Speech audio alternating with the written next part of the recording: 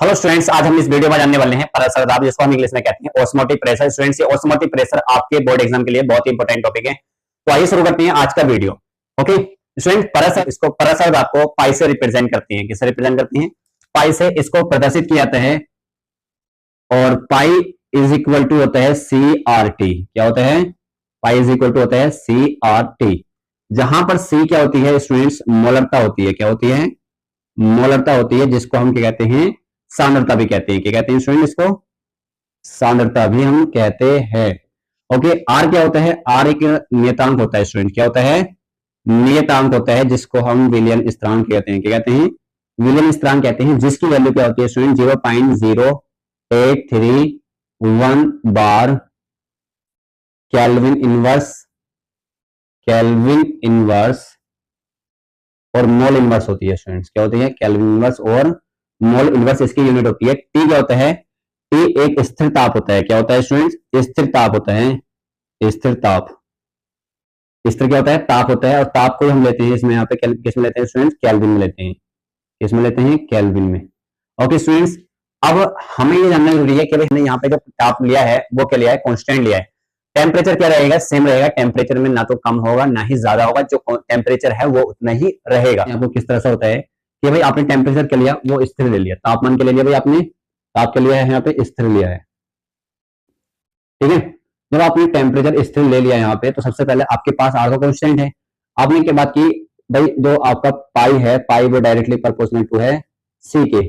हमने कहा भाई स्थिर ताप पर किसी विलयन का प्रेशर दाब उसकी सांद्रता सी के समानुपाती होता है।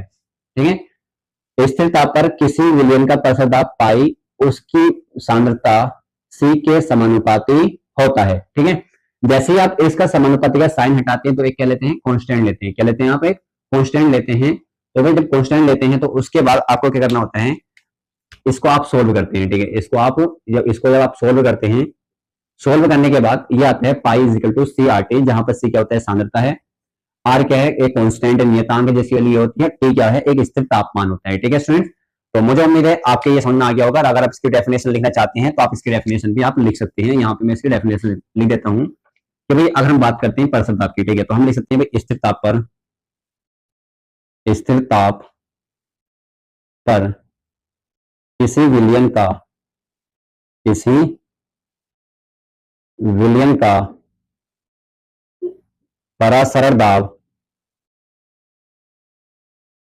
स्थिर ताप पर किसी विलयन का परासरण दाब उसकी सांद्रता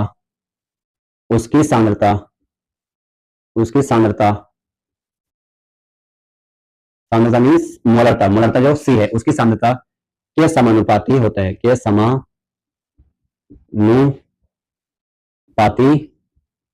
होता है। ठीक है स्टूडेंट्स, अर्थात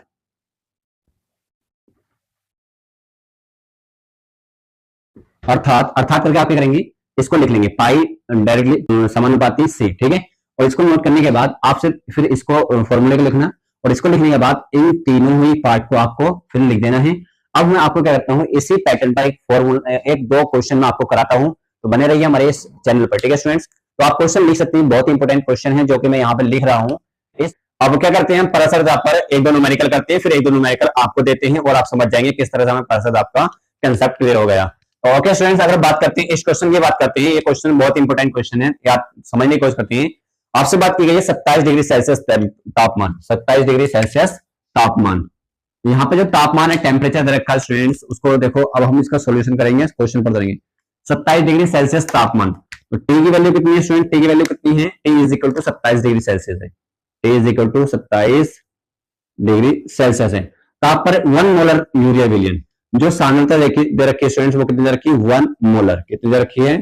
1 मोलर विलयन का प्रेशर दाब की गणना कीजिए। तो आपको क्या पूछा है? प्रेशर दाब क्या करना है? कैलकुलेट करना है। ओके स्टूडेंट्स, अब सबसे पहले, अब जब आपको पता है, हम जानते हैं क्या जानते हैं? हम जानते हैं कि पाई इज इक्वल टू क्या होता है? C R T. क्या होता है? Pi is equal to C R T.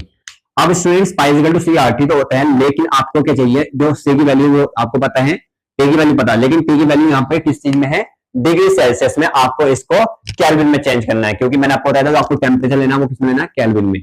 तो यहाँ पे जैसे 227 है प्लस इसमें 273 अगर आप ऐड कर देंगे तो ये हो जाएगा 300 केल्विन। किसमें चेंज हो जाएगा, ये केल्विन में चेंज हो जाता है। ठीक है, आपको डिग्री सेल्सियस टेम्परेचर जो भी होगा उसमें 273 आपको ऐड कर देना, आपने कर दिया तो टेम्परेचर किसमें आ गया, केल्विन में आ गया। सांद्रता कितनी, 1 मोलर, पाई आपको निकालना है। और हम जानते हैं कि भाई आर जो होता है गैस विलियन का, जो विलियन स्थिरांक जो होता है आर, जो मैंने आपको बताया अभी कितना होता है, 0.0821 होता है। ठीक है, आर इतना होता है, आर की वैल्यू होती है स्टूडेंट, तो वैल्यू पुट करो और आंसर आ जाएगा। तो सबसे पहले हम क्या करते हैं, इसमें इसको सोल्व करते हैं। ठीक है, सोल्व जैसे ही करते हैं तो देखो सबसे पहले आपको ये पता है कि पाई आपको निकालना है, क्या करना है, पाई निकालना है। पाई इज इक्वल टू सी की वैल्यू कितनी है आपको पता है, 1 मोलर है, कितनी है, 1 मोलर, मल्टीप्लाई आर की वैल्यू कितनी है स्टूडेंट्स, ये होती है, और ठीक है 0.0821 समथिंग। ठीक है, और टी की वैल्यू कितनी है स्टूडेंट, टी की वैल्यू है 300, कितनी है, 300। ओके, तो स्टूडेंट्स अब इसको आप कर सकते हैं यहाँ पे 24.63। ओके, अब ये जो आ जाएगा आपका बार में आ जाएगा आंसर, किसमें आ जाएगा, बार में। तो स्टूडेंट्स इसका ये आंसर है, और मुझे उम्मीद है कि आपके ये बहुत अच्छे तरीके से समझ में आया होगा। तो आइए एक दो क्वेश्चन और लेते हैं और समझने की कोशिश करते हैं, इसी क्वेश्चन को दोबारा से क्वेश्चन समझने की कोशिश करते हैं। भाई क्वेश्चन यही रहेगा, लेकिन ये आपका होमवर्क रहेगा, इसको आप कमेंट बॉक्स में इसका आंसर टाइप करेंगे। ठीक है, अगर आपको समझ आ गया है तो आपको यहाँ पे क्या लेना है, 1/10 लेना है। कितना लेना है, 1/10 लेना है आपको। मोलर 1/10 मोलर यूरिया विलेन का प्रतिशत आप याद कीजिए। तो हम इसको 1/10 को स्टूडेंट बोलते हैं, 1/10 को बोलते हैं हम डेसीमीटर। क्या बोलते हैं, डेसी मोलर। अब आपको क्वेश्चन में क्या दे रखा होगा, क्वेश्चन में रखा होगा 27 डिग्री सेल्सियस ताप पर 1 डेसीमीटर में, मतलब डेसीमीटर मींस क्या होगा, 1/10 होगा। यह 1/10 आपको दे रखा होगा। मोलर यूरिया विलियन का प्रतिशत आपकी गणना कीजिए। तो आपको जो टेम्परेचर वो डिग्री सेल्सियस में दे रखा है, आपने केल्विन में चेंज कर लिया, सेम ऐसे रहेगा, लेकिन सी की जगह आने वाला है स्टूडेंट, सी की जगह आपके लिए यहाँ पर आ जाएगा। मैं बता देता हूँ सोल्यूशन, आपको हिंट दे देता हूँ मैं। ठीक है, अगर आप इस क्वेश्चन को करेंगे तो सबसे पहले आपको दे रखा है 27 डिग्री सेल्सियस तापमान। टी की वैल्यू कितनी है स्टूडेंट, यहाँ पे 27 डिग्री सेल्सियस है। तो भाई अब इसको 27 को अगर आपको डिग्री सेल्सियस में आपको टेम्परेचर नहीं लेना किसमें, केल्विन में। तो भाई आपको क्या करना है, 27 में 273 और ऐड कर दो, कितना, 273, तो ये हो जाता है 300 केल्विन। कितना हो जाता है, 300 केल्विन। ठीक है, अब आपको दे रखा है भाई पर 1/10 मोलर यूरिया विलियन। तो जो सी की वैल्यू दे रखी है वो दे रखी है 1/10। इसको हम बोलते हैं स्टूडेंट, बोलते हैं डेसी मोलर भी बोलते हैं। क्या बोलते हैं इसको, हम इसको बोलते हैं डेसी मोलर।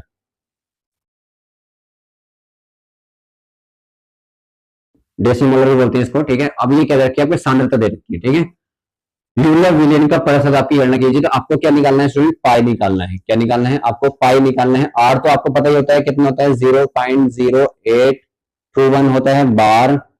मैंने अभी आपको बताया था केल्विन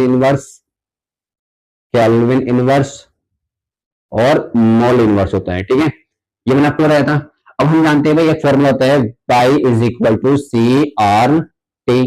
इस फॉर्मूला को हम अप्लाई करेंगे, जहां सी की वैल्यू है वहां सी की वैल्यू रखेंगे, जब आर की वैल्यू रखेंगे, टी की वैल्यू रखेंगे, और pi is equal to so calculation करके यहाँ पे आंसर आ जाएगा, वो आपको कमेंट बॉक्स में टाइप करना है। तो स्टूडेंट्स मुझे उम्मीद है कि आज का लेक्चर ही आपके समझ में आया होगा। अगर ये वीडियो आपको पसंद आया है तो हमारे चैनल को सब्सक्राइब करना, शेयर करना अपने फ्रेंड्स को। मिलते हैं ऐसे ही बढ़िया सी वीडियो में आपके नई वीडियो के साथ। Thank you so much watching.